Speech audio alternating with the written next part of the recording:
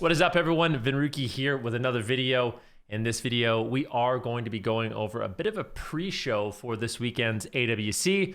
We got to watch some of the open bracket games. If you didn't get a chance, I'm going to do a quick little update, introduce you to some of the teams and exactly how it all went down, what compositions we saw, what classes are kind of meta, and what we can potentially expect this weekend. Now, for Season 2, I'm personally really excited because we've got some brand new rosters, and I think competition is going to be kind of at an all-time high. There's certain teams that have actually brought on players from different regions. So this year, or for this season, I should say, you're actually able to bring on a player from a different region. So teams from Europe can bring on one North American player. Teams from North America can bring on one European player. So we'll be able to see that as we kind of go through this bracket. But as things did shape up, we had an excellent day of games. Lots of different wizards were quite strong, but I think at the end of it all, it was rogues. Sub-rogues going into this tournament, I think were really strong. To my surprise, we actually saw a lot of assassination rogues as well. So different compositions, like, you know, the subtlety rogue with the destruction warlock. You saw subtlety rogue with Moonkin, for example, evoker healers. But we can take a look at some of the teams that did make it. So in the upper bracket, the top 4 teams for North America that automatically made it into the top 6 are Super One-Shot Frogs. This team is a returning team. You got Flop, Cubsy, Wealthy Man, as well as Chun-Li.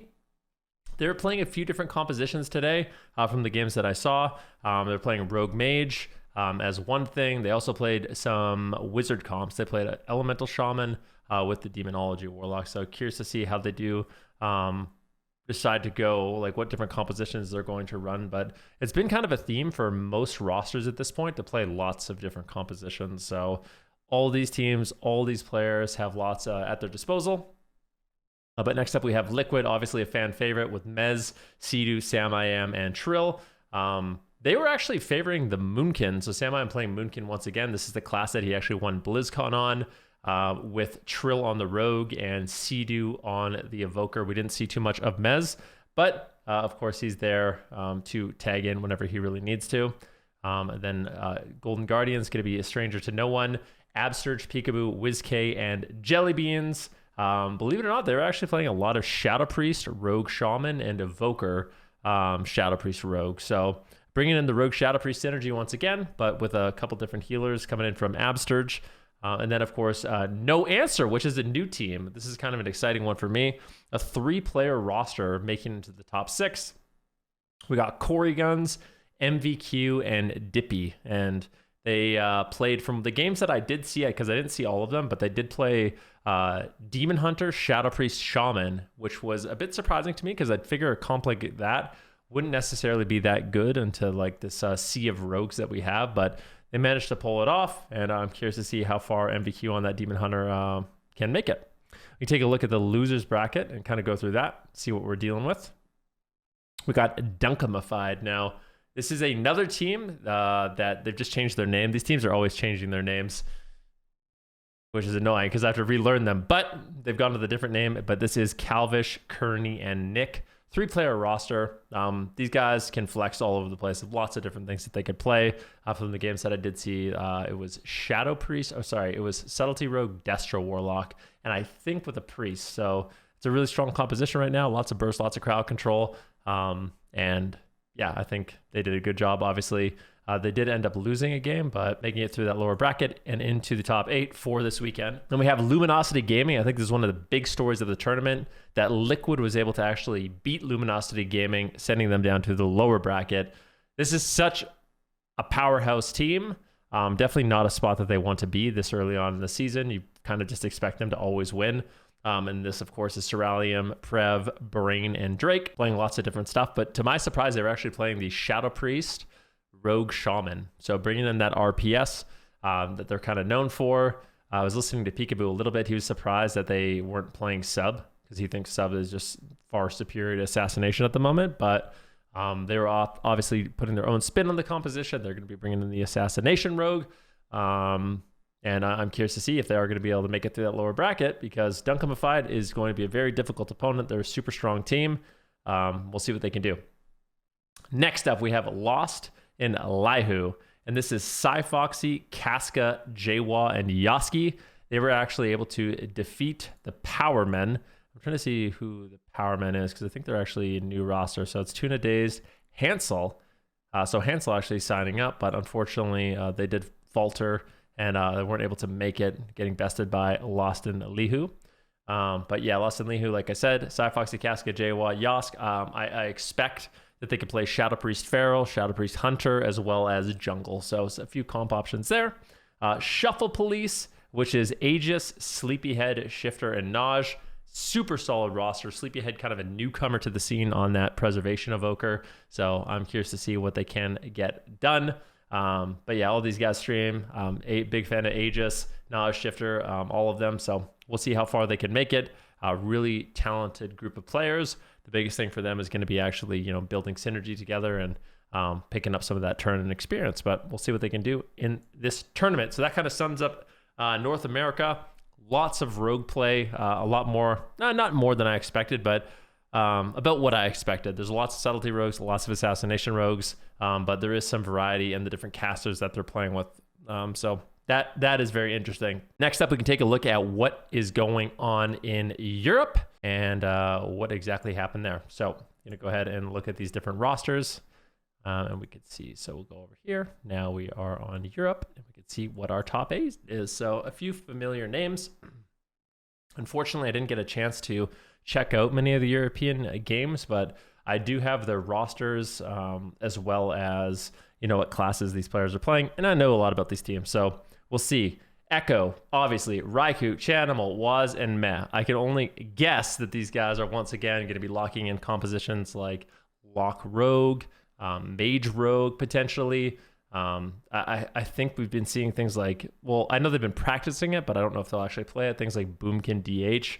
But I think they're probably going to just opt for, Chanimal and the Destruction Warlock.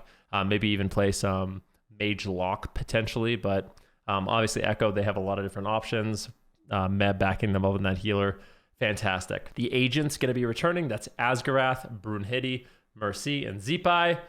This is a team that also has a lot of options. They can play comps like Warlock Elemental Shaman. They could play things like Turbo if they really wanted to, or Thunder with the Warrior, as well as the Enhancement Shaman or Ellie Shaman. They have lots of different comp options, so we'll have to see what they decide to lock in with, but really, really solid rosters, and it's no surprise to me that in this Cup number 1, they're going to be playing against each other very early on. Next up, we have a Bamboozle and Team Snow Panda. So Bamboozle is consisting of Vinny, Kreiser, and Ray, and it looks like they play Shadow Priest, Warlock, Druid, so a shadow play. Don't see that too often, but they're in the upper bracket. I'm really curious to see what they can do. They did end up beating Dragonlance Roulette if we look at their previous match history, which is impressive. So obviously these are gamers. Then we have Team Snow Panda, which is another renamed team. It's Swapsy, Blizzo, Jamie, and Next. So I think, that's going to be their healer. So yeah, they have Jamie playing Shaman, Swapsy playing Warlock, Blizzo playing primarily Warrior, and then Next, of course, is going to be their healer. So lots of different comp options there when you mix those 3 classes. And these guys are super good at multi-classing, so they have a lot of different options, and I'm curious to see what they do end up running. In the lower bracket, we have some familiar names. My Way is going to be Luxia, Casu, and Tony, so a 3-player roster. They might actually have a 4th, but I'm not sure yet. Might have a 4th, so come broadcast, if they have a 4th, it's a possibility. But obviously these guys play jungle. My Way is a jungle team. They might mix it up. They might play something else, but my bet is that they do play that jungle cleave. And then Casual Dads have leveled up to Casual Granddads. This is Clyde, Alec, Walrick, and Nixie. Another really solid group of players. What I hope for this roster, I mean, you would expect them to play things like Mage, Rogue, Walrick Rogue, or Warlock Rogue. But I hope Alec plays as Evoker, because I know he's always coming to my stream and talking to me about playing Devastation Evoker. So I doubt we'll see it sincerely, but it would be cool if we did. That would be a treat. These guys are obviously generational gamers. They've been around for a long time, so we'll see what they can get done. If they are in good practice, they can go toe-to-toe with any team. Caster meta is Axiom, Shaman playing Enhance, Dox the Warrior, Ensti, the Mistweaver, and then Hanek, the Shadow Priest. So they could play things like Warrior Shadow Priest Enhancement, which is unlikely, and then the most likely composition is going to be that Warrior Enhance. So a Turbo Cleave, mixing it up here. And then now we go, which is Infernion, Vanos, and Existence. So I believe Existence is primarily a Warrior and Demon Hunter. You have Infernion holding it down on all 3 specs of Warlocks if they need it, and then Vanos playing lots of different healers. So another 3-player roster. But yeah, we got some great games coming up this weekend.